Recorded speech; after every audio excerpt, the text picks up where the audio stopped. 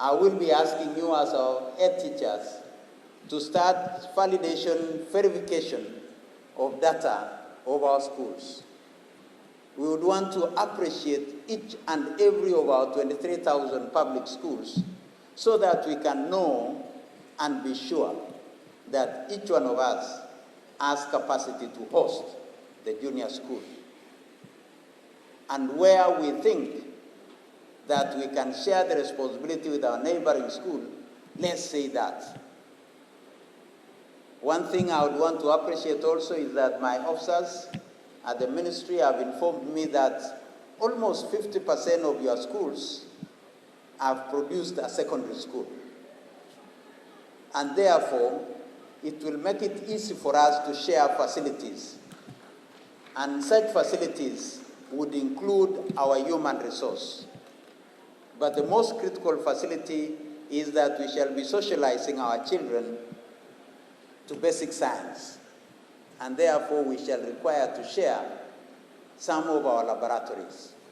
But we shall also be working with our partners, including our members of parliament, to ensure, as the president directed, that our children are able to access all the basic facilities, including laboratories and books, as we do this particular transition. I urge our parents that it is our primary responsibility as first educators to work with our children. I am a parent, and even ourselves as head teachers, we are parents, and we cannot outsource our responsibilities. We must remain with our responsibilities. We co-parent with teachers. We don't outsource parenting to teachers. And therefore, we must work together towards making our children acquire the values that we expect of them.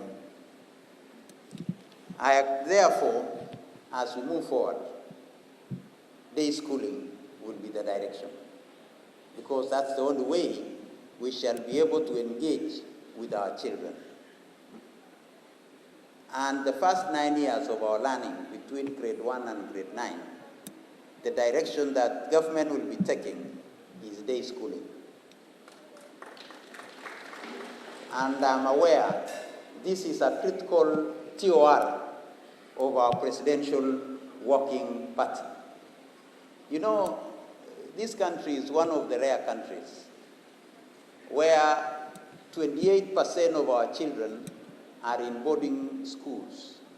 Globally, rarely will you get any country that goes beyond 15%. Rarely. Even in the African setup, ours is the highest anywhere. So we need to start socializing ourselves that we need to be with our children. And the only way we shall be with our children is for these children to be in day school environment. So let's start socializing ourselves towards that end. On school feeding, we shall continue to progress. In the President's Education Charter, the President committed himself to double the number of children who benefit from school feeding program. And I'm sure we are working towards that as a government. Finally, I would want to acknowledge all our stakeholders who are here and urge them that let's work together in delivering the investment that we need to put into our children.